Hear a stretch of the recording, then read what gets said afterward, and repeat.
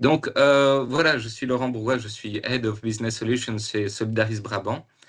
Nous sommes membres de l'ISIT et Solidaris Brabant, c'est une mutualité socialiste active dans nos marchands, avec environ 700 000 affiliés à Bruxelles et au Brabant flamand. Donc, nous sommes actifs sur deux régions et évidemment dans les deux langues, ce qui constitue en fait notre contexte de travail avec deux langues de travail, le français et le néerlandais. Alors, quel est mon rôle au sein de Solidaris? C'est vraiment de faire le pont en fait entre l'IT et les métiers, faire le pont entre la stratégie et les opérations, de piloter des programmes transversaux qui ont un fort impact pour nos affiliés. Donc, je rappelle que nous sommes non marchands et notre but, évidemment, c'est de servir nos affiliés en premier. Et je dirige la transformation de l'organisation au niveau numérique. Donc, le but, c'est évidemment de transformer les organisations de santé par le numérique, à savoir que, évidemment, Solidaris, c'est toute une constellation. Je ne vais pas rentrer dans les différents détails de ce qui constitue notre environnement, mais évidemment, il y a la mutualité, la société d'assurance, ainsi que divers ASBL liés. Alors, les axes de travail que j'ai sont la digitalisation, l'automatisation et l'IA responsable. Une approche aussi IA quantique pour tout ce qui est le domaine de la santé, la cybersécurité. Évidemment, la conformité à différents règlements, le CRA, l'RGPD, l'AI Act et tout ce qui est gouvernance, souveraineté émergente, etc.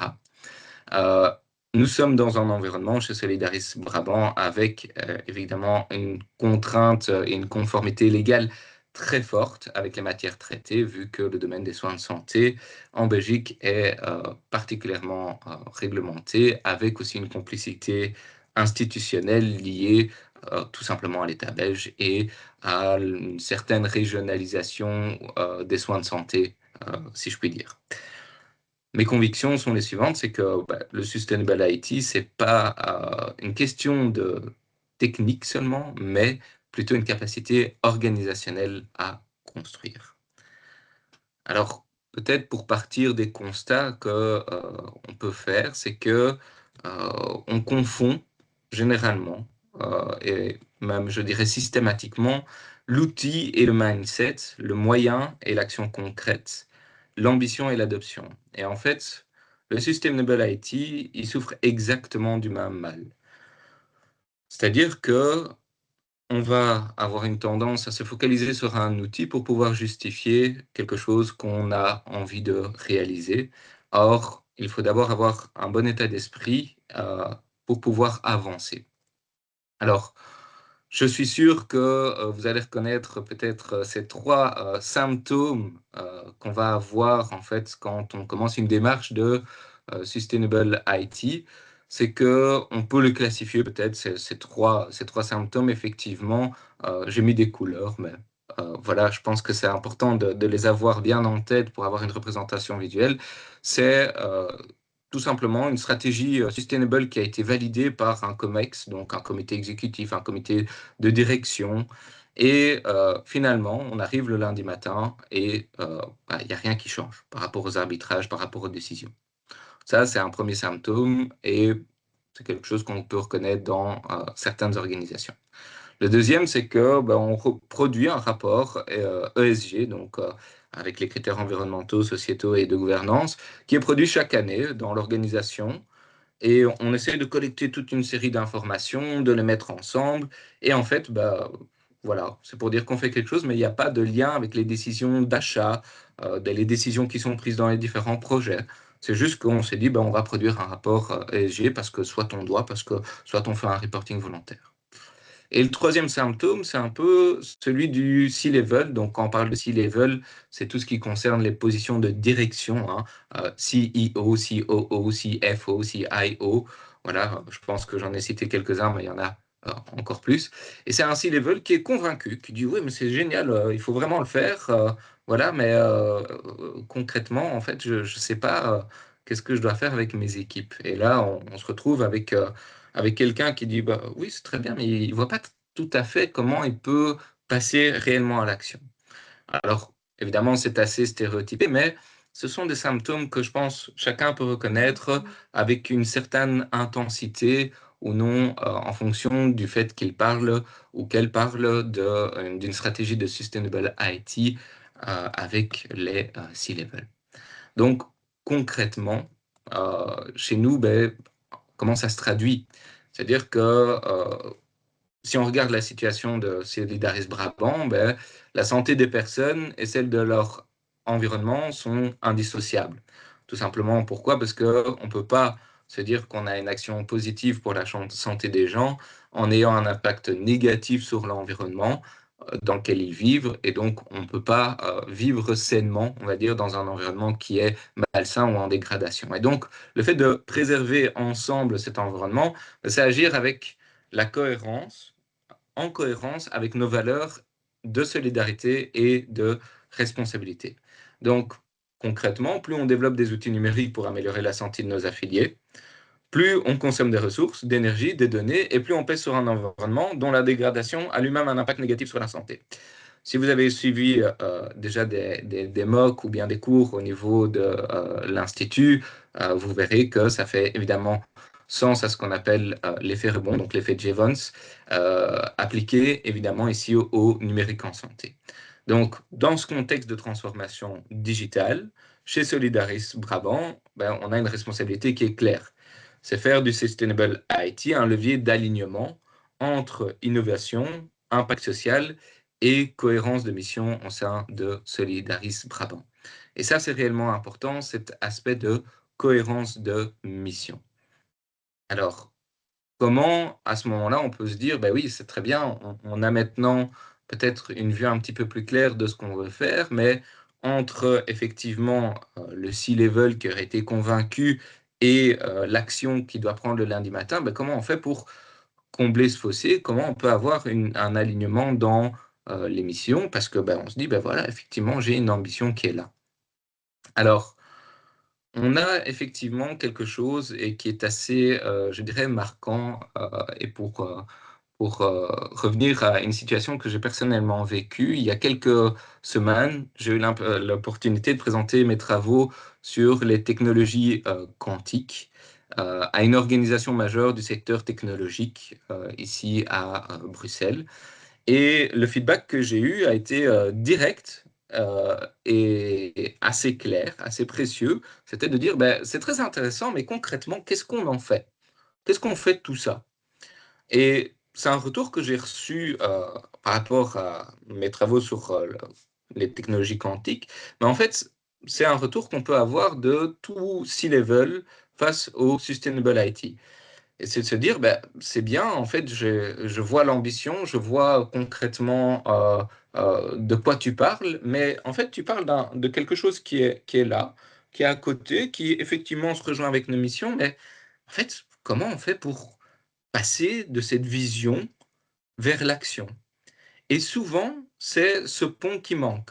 C'est se dire, voilà, comment concrètement nous, on va pouvoir agir en étant effectivement une organisation responsable, qui comprend la problématique, mais où c'est pas notre core business de faire effectivement du sustainable IT. Nous ne sommes pas Bruxelles Environnement, nous ne sommes pas XKey, nous ne sommes pas, je ne sais pas, une entreprise qui se porte réellement sur dans son business sur des aspects environnementaux. Nous, effectivement, c'est important, mais comment on peut lier tout ceci et faire en sorte que ça fasse sens? Et là, le blocage, en fait, c'est pas un manque de volonté. Parce que vous avez votre interlocuteur en face de vous qui dit: j'ai compris, mais concrètement, voilà, on fait quoi?» Et là, c'est en fait un défaut de pont entre la découverte qu'on peut faire d'une problématique, l'analyse de cette problématique, les recommandations, la transformation, la mesure de cette problématique dans des actions concrètes aussi, et la définition finalement de flux de valeur. Comment on peut arriver à faire en sorte que cela s'intègre concrètement dans mon organisation de manière à ce que ça vienne renforcer la valeur de ce que je produis déjà ou ne pas avoir un impact négatif. Et ceci, on a effectivement comme problématique le lien entre la vision et l'action. Le manque qu'on a, c'est la capacité organisationnelle à traduire cette ambition en comportement, en processus, en décision concrète. Ce pont-là, on ne va pas le construire seul depuis l'IT. On ne va pas le construire seul non plus depuis le business. Tout simplement pourquoi? Parce qu'on a une tendance dans certaines organisations de dire: «Ah ben oui, le sustainable IT, c'est quelque chose qui concerne l'IT, donc voilà toutes les recommandations pour des achats durables, pour faire en sorte que» et en fait, en procédant de la sorte, on a effectivement, un manque au niveau de la cohérence de vision. Si de l'autre côté, on dit: «Ah ben c'est une affaire, de comportement, une affaire, de business, on va faire ci, faire ça spécifiquement dans le business», on passe à côté de l'impact de l'infrastructure clairement IT, des devices, de tous les processus qu'on a, des données qu'on utilise. Et donc, de nouveau, on manque de cohérence.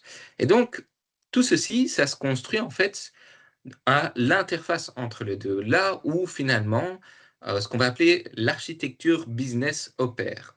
C'est vraiment un sujet d'architecture, pas uniquement de communication de technologie, c'est vraiment pouvoir se dire comment je développe des capacités organisationnelles qui vont renforcer mon flux de valeur et faire en sorte que, au sein de mon organisation, on ait effectivement une architecture, des relations qui se mettent en place, qui vont venir transformer la valeur que je vais pouvoir délivrer à mon affilié. Dans ces cas-ci, affilié pour Solidaris Brabant. Alors, évidemment, ceci, on se dit: «Oui, mais c'est un peu compliqué à faire, Laurent, tu es en train de me parler de quelque chose». Mais finalement, moi, je ne sais pas, comment je peux faire le lien avec, la vision de mon entreprise parce qu'effectivement, j'ai, cette problématique du sustainable IT. Je dois construire ce pont dont tu me parles et ce qu'il y a, c'est que j'ai besoin d'avoir la vision. Cette vision, généralement, et je l'espère en tout cas dans vos organisations, elle existe. Elle existe soit au travers de valeurs, soit au travers de plans d'entreprise, soit au travers de plans d'organisation, de rapports moraux qui sont édictés, etc. Et il faut savoir qu'un C-level, il ne financera jamais ce qu'il ne reconnaît pas comme sien, comme faisant partie de l'organisation. Donc, toute démarche de sustainable IT que vous avez doit s'ancrer dans la vision stratégique de l'organisation, dans son plan d'entreprise, dans ses objectifs, ses engagements publics, même ses engagements politiques s'il y en a. Et ça doit être perçu comme un projet d'entreprise et non pas comme un projet périphérique. Si vous n'avez pas une démarche qui s'inscrit dans le plan d'entreprise, dans les missions d'entreprise, alors à ce moment-là, ce sera perçu comme un sujet qui sera périphérique, quelque chose qu'on doit faire si jamais on a du temps. Je suis sûr que dans vos organisations, vous avez une pile comme ça de choses qu'on dit on fera ça quand on aura le temps. Et qui finalement, 2 ans plus tard, on les ressort et on dit ah, on fera ça quand on aura le temps. Non. Ici, la question, c'est de dire comment on peut opérationnaliser tout ça et l'opérationnalisation, elle peut être acceptée que si le C-level voit le lien direct avec ce qu'il considère comme étant bon pour l'organisation. Sa mission, sa réputation, sa résilience, ses parties prenantes, etc., ses clients, ses affiliés, peu importe, mais il faut qu'on puisse arriver à faire en sorte de traduire cette stratégie en capacité et démontrer que le Sustainable IT est une de ces capacités.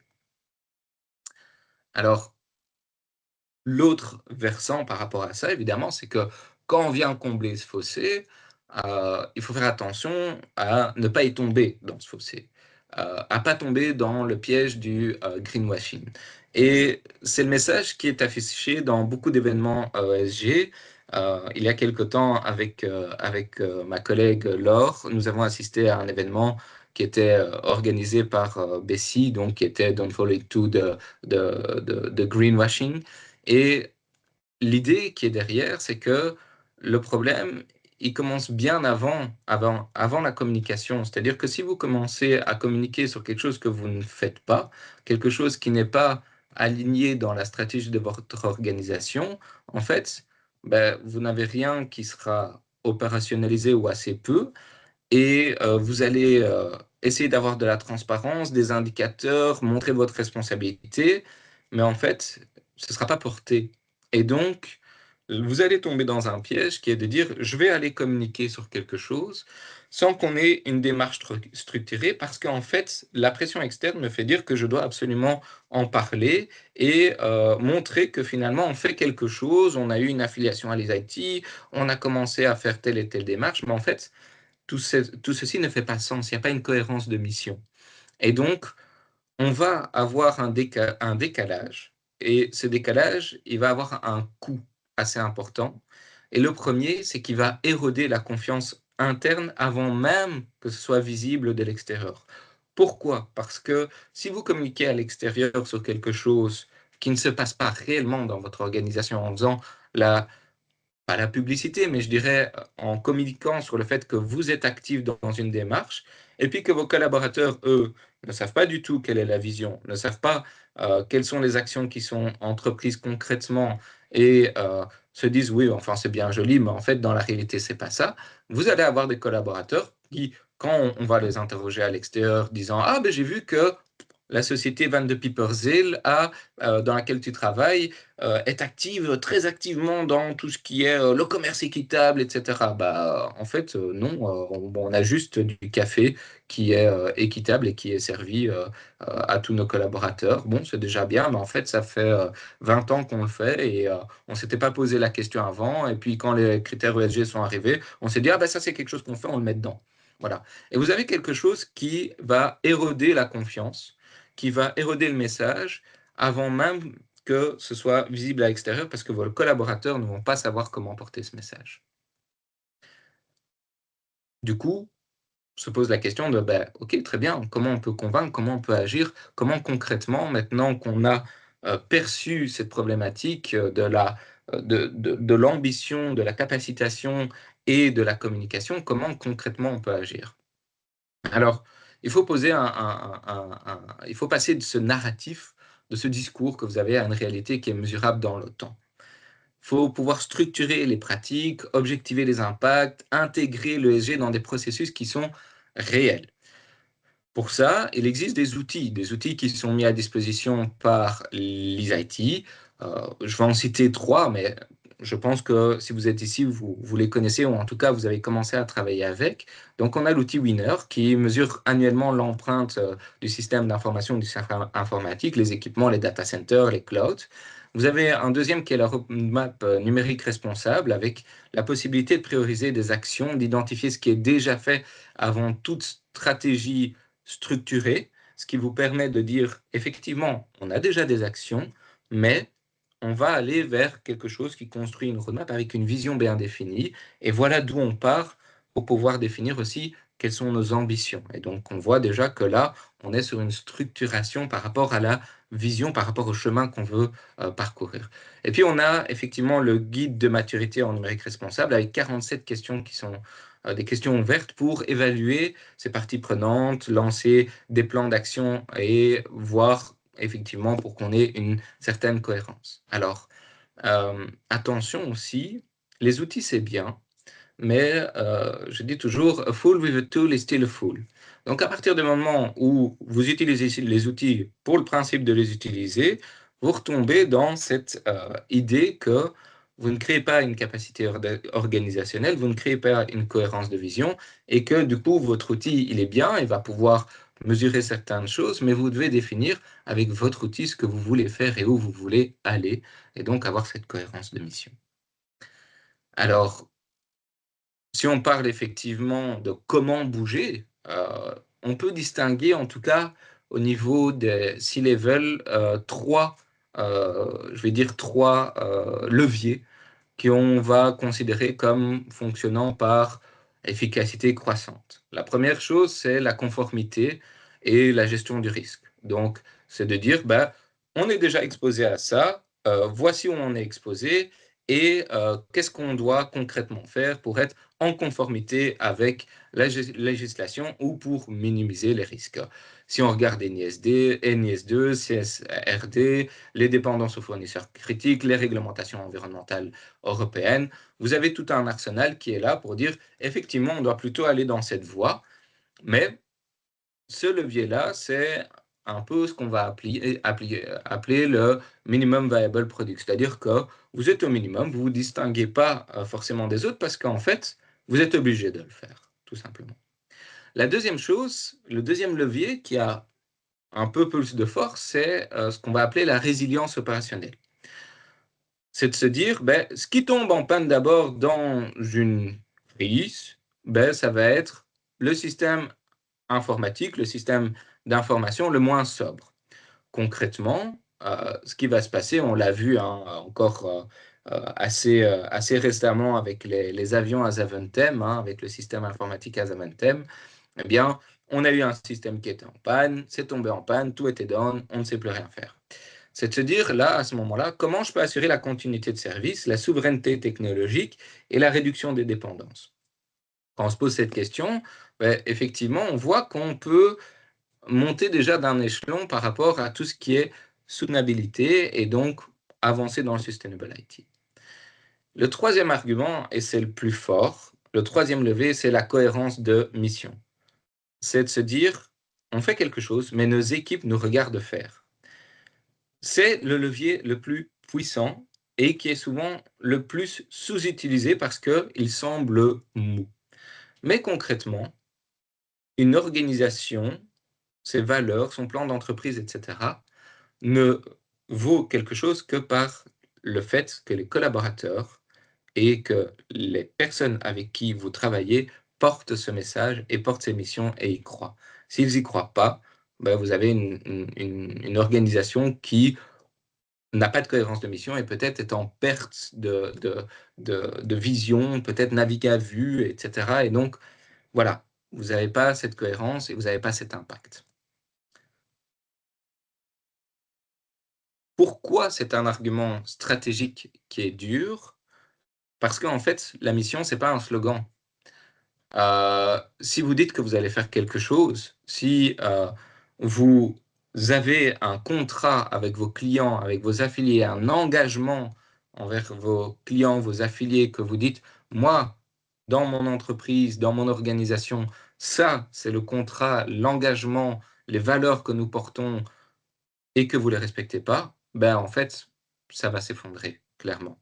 Et vous avez des organisations qui ne savent pas trop où ils vont et finalement, le message qui est envoyé aux clients, à l'affilié, aux bénéficiaires, sont des messages qui ne vont pas porter sens et potentiellement, on vous verra comme peut-être si c'est une administration, une grosse boîte bureaucratique où on rentre un document, on reçoit une réponse et voilà, merci, au revoir.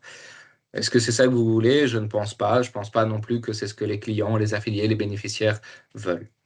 Ce qu'on a aussi, c'est que cet engagement que vous prenez, la mission que vous donnez, c'est aussi l'engagement envers les équipes. La démarche ESG qu'on peut avoir, ça ne doit pas rester un narratif. C'est un sujet de communication, c'est un sujet d'architecture business, de vision, de capacitation. Et on doit pouvoir se dire, OK, je suis une entreprise ou une organisation qui a conscience de la problématique, je suis une entreprise effectivement responsable et en fait, demain, je veux être une entreprise responsable mais aussi engagée en tenant compte que ça fait partie intégrante de nos missions et ça s'y intègre, ça fait sens. Si on regarde le parallélisme avec l'intelligence artificielle aujourd'hui, on parle beaucoup de cette thématique sous différents angles, sur ce que ça va changer dans les entreprises, sur, on va dire, la culture de l'IA, les valeurs, la souveraineté, l'impact environnemental.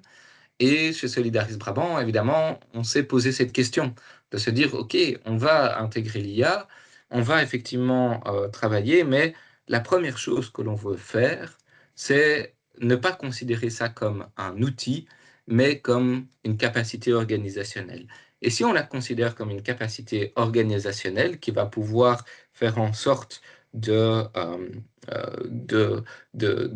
donner plus de moyens à nos collaborateurs, de pouvoir aider davantage nos affiliés, mais avec une création de capacités et non pas en remplaçant des tâches ou en mettant de l'IA un peu partout, eh bien, c'est de se dire, on a eu cette réflexion, OK, quelles sont les valeurs que nous, on veut mettre dans l'IA quelle gouvernance on veut intégrer, à quoi l'IA doit nous servir dans les missions intrinsèques de notre organisation. Et on a eu cette réflexion, on a pu commencer à rédiger effectivement des chartes. Alors évidemment, l'idée au départ, c'est de mettre les choses sur papier, de se dire effectivement où on veut aller avec les données, qu'est-ce qu'on peut faire, qu'est-ce qu'on ne peut pas faire, qu'est-ce qu'on souhaiterait faire, qu'est-ce qu'on doit aussi privilégier dans le contact avec nos collaborateurs, avec nos affiliés. Et de se dire, ben, nous, on est une organisation de santé, et la santé, c'est une matière profondément humaine. Et donc, on veut que cette capacité organisationnelle que nous construisions soit human-centric, soit centrée sur l'humain, et c'est l'humain avant tout.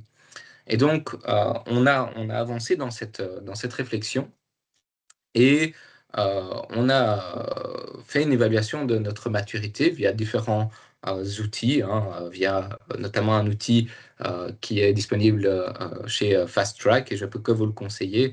Il a été fait de mémoire aussi avec Valkuren, et je peux vous assurer c'est des gens très très compétents et qui savent parfaitement de quoi ils parlent. Et on a effectivement fait venir des étudiants de Vlerick Business School pour évaluer notre maturité en matière d'IA responsable.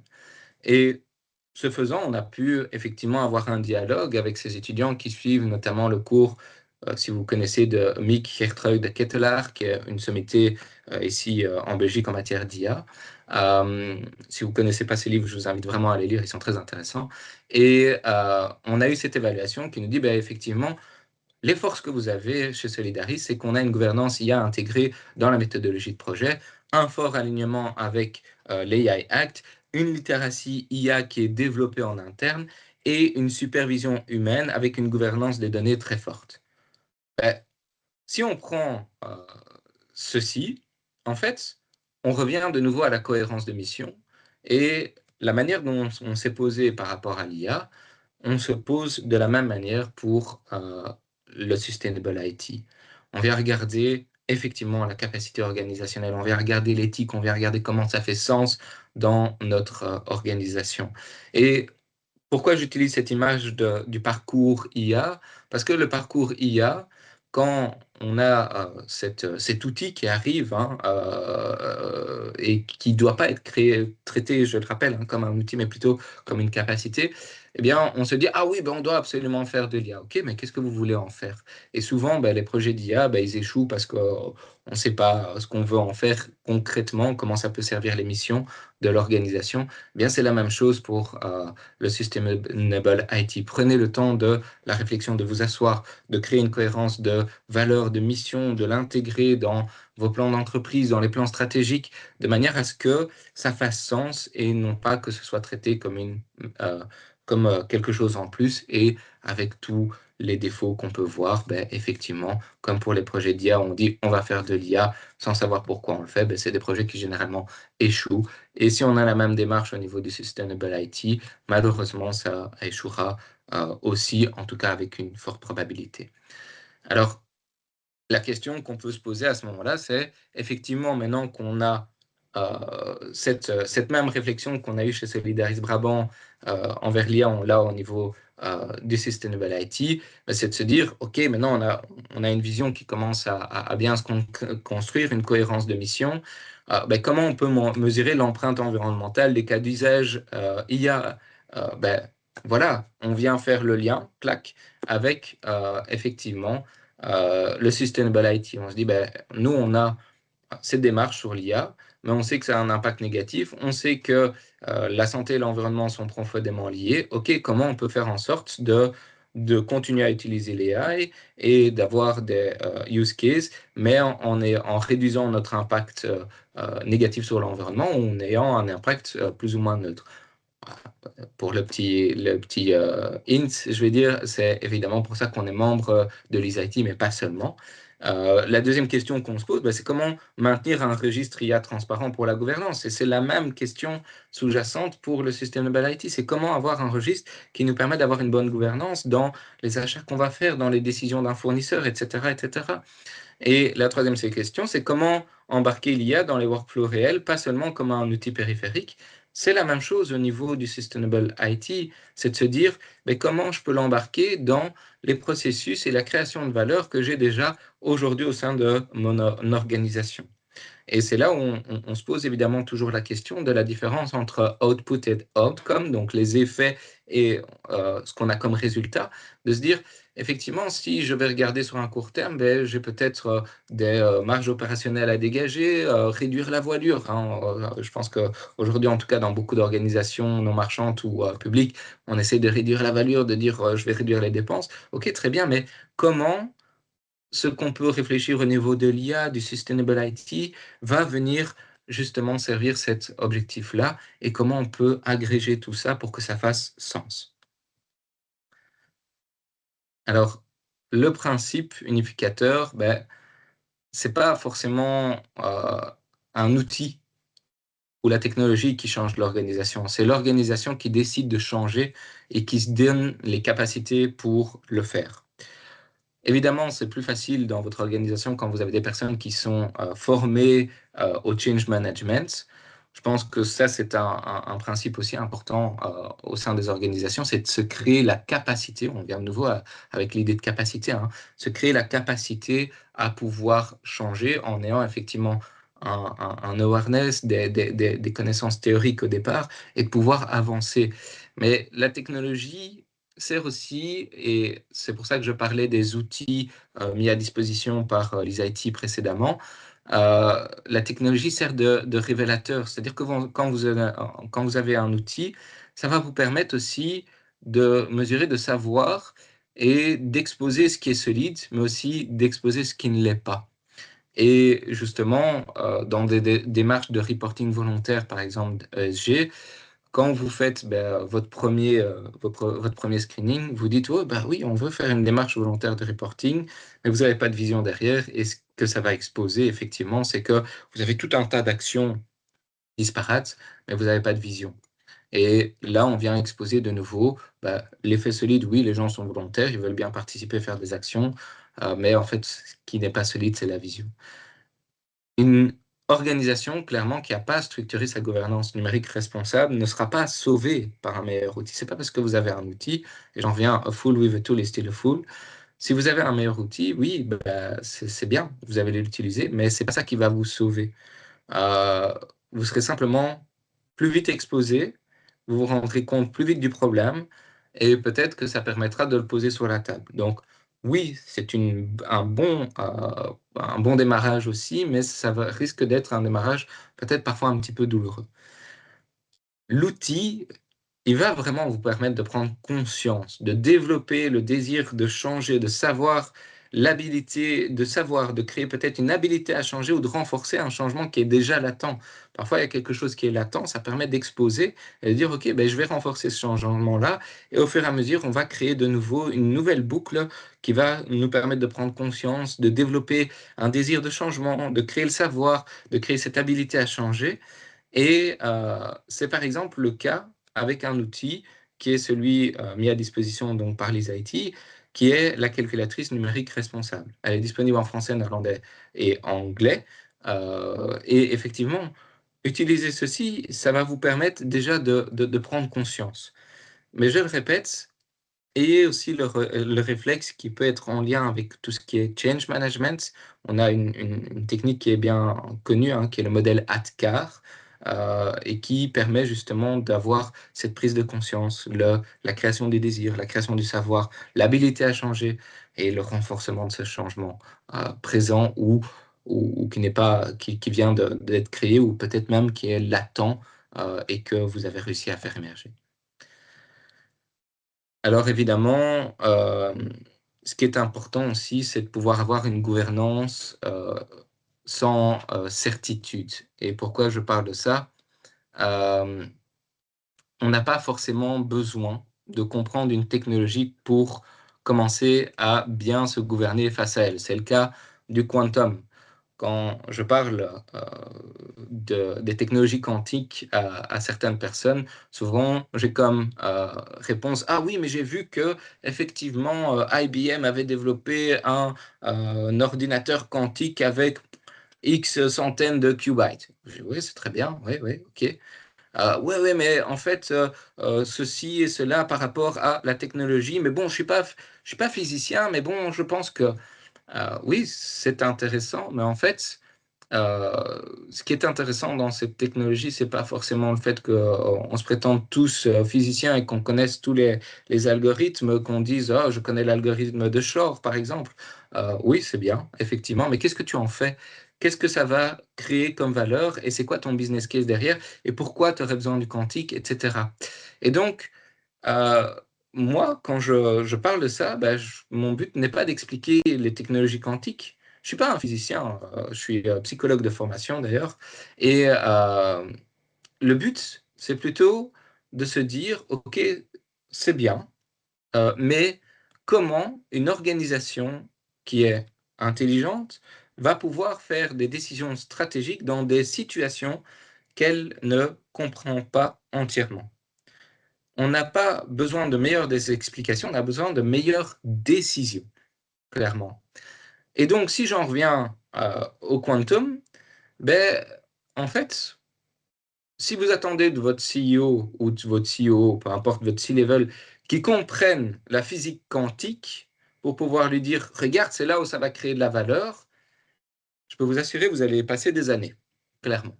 Et donc, on doit pouvoir voir, il doit pouvoir comprendre quels sont les effets qu'on va avoir, quels sont les impacts qu'on va avoir et qu'est-ce que ça va permettre d'apporter comme valeur dans de nouveau cette cohérence de mission pour pouvoir avoir des meilleures décisions, pouvoir prendre une décision. Si vous allez expliquer effectivement comment fonctionne un ordinateur quantique pour expliquer qu'effectivement vous avez peut-être besoin d'une hybridation quantique pour le calcul au sein de votre mainframe, etc. Vous l'avez perdu, vous l'avez perdu, vous l'avez perdu. Dites simplement, ben voilà, en fait, ça nous permettra d'avoir des calculs en temps réel et de donner un résultat directement à nos membres pour le calcul de leurs indemnités. On calculera plus vite leur indemnité d'incapacité de travail et du coup, la personne recevra beaucoup plus rapidement l'argent sur son compte. Ce sera beaucoup plus fluide au niveau du processus. On va délivrer de la valeur directement pour nos affiliés de telle sorte à ce qu'ils ne soient pas dans l'attente quand ils sont en situation d'incapacité de travail. Vous avez déjà gagné quelque chose quand vous dites ça, et vous pouvez encore beaucoup plus le simplifier. Mais voilà. Donc, le quantum, en fait, c'est une illustration parfaite de ce qu'on peut avoir au niveau du Sustainable IT. Si vous commencez à parler des quotas de CO2 et de combien de kilos de CO2 ça va générer, etc., oui, effectivement, ça peut être quelque chose d'intéressant, mais mettez-le dans une perspective en disant, si on fait ça, on va générer peut-être 10 tonnes. Si on fait ça, on va générer 1 tonne. Et en fait, ben, l'impact va être moindre et tatati tatata. Vous êtes déjà dans quelque chose qui est visible. Si vous commencez par expliquer le cycle du carbone, vous allez perdre la personne en face de vous. Donc, les, les C-level, les personnes à qui vous allez vous adresser, en fait, ils attendent de pouvoir prendre une décision avec une part d'incertitude raisonnable et donc apporter-leur des éléments qui permettent de lever cette incertitude. Je vais prendre un exemple qui me parle fortement. Je suis très actif dans le commerce équitable, pour ceux qui me connaissent un petit peu. Euh, et si on regarde le commerce équitable, dans les années 90, en fait, c'était perçu comme un peu un engagement moral de niche, hein, effectivement, de dire, oh, bah, effectivement, ce n'est qu'une goutte d'eau dans l'océan, et c'est quoi le commerce équitable? C'est quand même un concept difficile à comprendre. Est-ce que tu peux m'expliquer les échanges commerciaux, etc., au niveau mondial? Oui, et alors les gens commençaient à expliquer les logiques d'échanges commerciaux, etc. On passait à côté de la cible, et effectivement, bah, c'était un peu difficile à comprendre. Alors qu'aujourd'hui, quand on regarde le commerce équitable, ben, il figure dans les cahiers des charges de marché public européens et on a effectivement différents outils pour intégrer ceci. En fait, le commerce équitable, il n'a pas changé. Les arguments, ils n'ont pas changé. Mais en fait, les capacités des organisations à intégrer les externalités qu'elles ne savaient pas mesurer et à les rendre opposables dans leur processus de décision, c'est ça qui a changé. C'est ça qui a changé. C'est-à-dire qu'on a pu se dire, effectivement, je vois quelles sont les externalités, je vois les effets du commerce équitable. Maintenant qu'on en parle, je vois effectivement qu'est-ce que ça peut avoir comme impact bénéfique. Alors, c'est pas en achetant effectivement un paquet de café que je vais changer la vie de machin, mais effectivement, si tout le monde le fait, si effectivement, moi, en tant qu'organisation, je dis c'est quelque chose en cohérence avec mes missions et je veux vraiment le faire, eh bien, effectivement, je contribue à. Et on peut rendre ça opposable dans les processus de décision, de dire, ben, effectivement, c'est pas le commerce équitable qu'on devrait appeler le commerce équitable, c'est plutôt le commerce classique qu'on devrait appeler inéquitable. Or, ça reste du commerce. Et c'est bizarre qu'un échange soit inéquitable. Donc voilà, on a une possibilité d'intégrer ceci et de créer une capacité qui est là. Et on peut avoir la même trajectoire avec le Sustainable IT, évidemment avec une courbe accélérée, courbe qui a été accélérée par la réglementation, mais aussi le contexte climatique.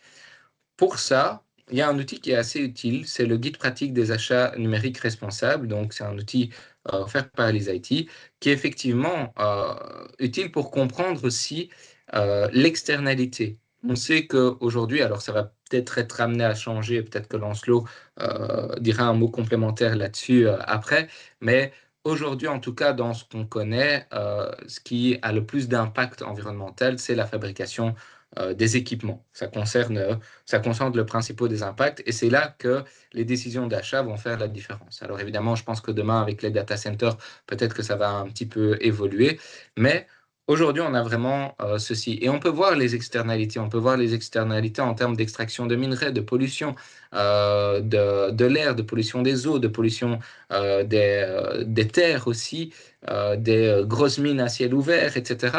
Vous avez quelque chose où vous voyez l'externalité et vous dites effectivement, j'ai peut-être pas besoin de savoir si c'est 100 tonnes, 110 tonnes, 120 tonnes. J'ai effectivement un ordre de grandeur qui me dit c'est 100 tonnes, alors que l'autre action à côté, c'est équivalent peut-être une tonne. Ben, je vais plutôt agir d'abord sur cet aspect-là qui concerne les 100 tonnes de CO2, qui est une mesure qu'on va utiliser, mais qui permet d'avoir une indication et donc de naviguer dans cette incertitude. La vraie question pour les C-level aujourd'hui, c'est une question assez simple. C'est en fait, quand vous arrivez avec ce discours qui dit on doit créer une capacité, c'est de se dire, est-ce qu'aujourd'hui, on peut se permettre de ne pas structurer notre capacité à décider? Et clairement, c'est plus une question de est-ce qu'il faut y aller. La question, elle est réglée par la réglementation, par les affiliés, par les clients, par les équipes, par le climat, par beaucoup de choses. La véritable question qui va rester ouverte, c'est celle du timing. C'est celle de se dire, les organisations qui attendent la certitude, c'est celles qui arrivent toujours trop tard. Dites-vous bien. Si vous attendez la certitude, vous allez avoir une réglementation et vous allez juste vous conformer à une réglementation. Donc, vous n'allez clairement pas être pionnier, vous n'allez clairement pas vous différencier. Et clairement, le message que vous allez porter en disant « nous sommes une organisation engagée pour tout ce qui est sustainable », en fait, non, vous ne faites que respecter une réglementation. Donc, vous y êtes forcé, en fait.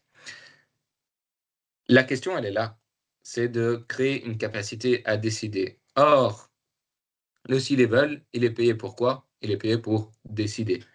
Et on va voir ici maintenant, comment on peut faire bouger un C-level qui sait tout ça, mais qui ne décide pas encore. Il faut pouvoir le laisser choisir, parce qu'en fait, le C-level, il est payé pour décider. Il veut pouvoir décider. C'est pour ça qu'il est là, c'est pour ça qu'il est directeur de quelque chose, c'est pour prendre des décisions. Donc l'idée, c'est de ne pas le contraindre. Alors pour ça, moi j'ai une arme un peu secrète, c'est ce que je vais appeler l'illusion du choix. Si mon C-level est là, je suis très heureux que tu vois maintenant mon arme secrète.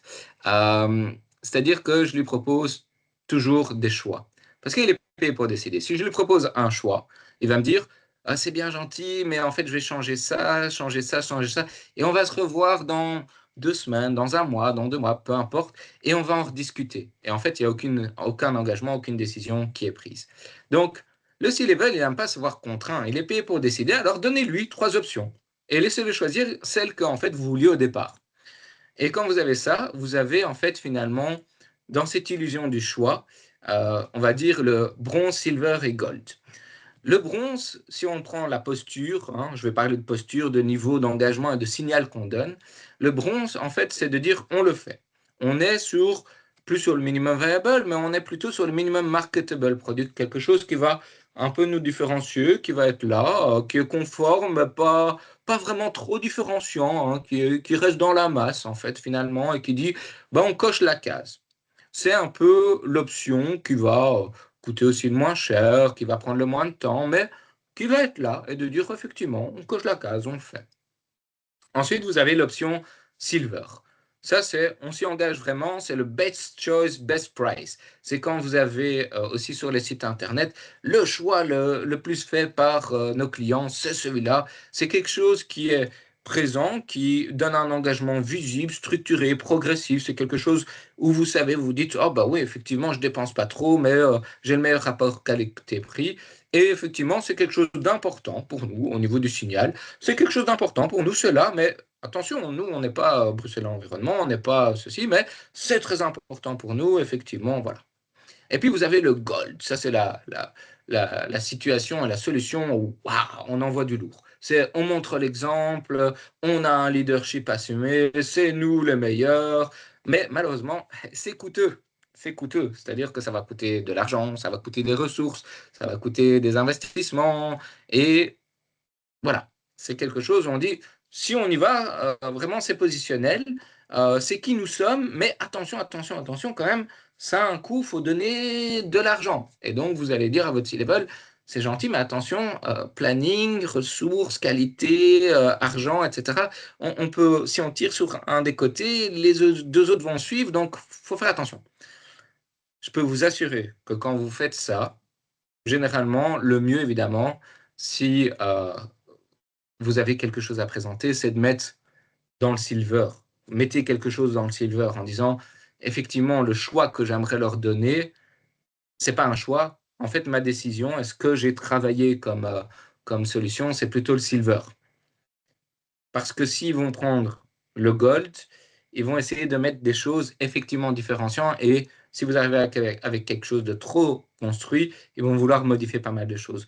Le bronze, ben effectivement, c'est de dire on fait le minimum. Généralement, ce n'est pas la solution que vous travaillez le plus. Donc, concrètement, qu'est-ce qui va se passer? Et ce n'est pas un ratio scientifique. Hein, je veux dire, on n'est pas à 1% près ou quelque chose comme ça.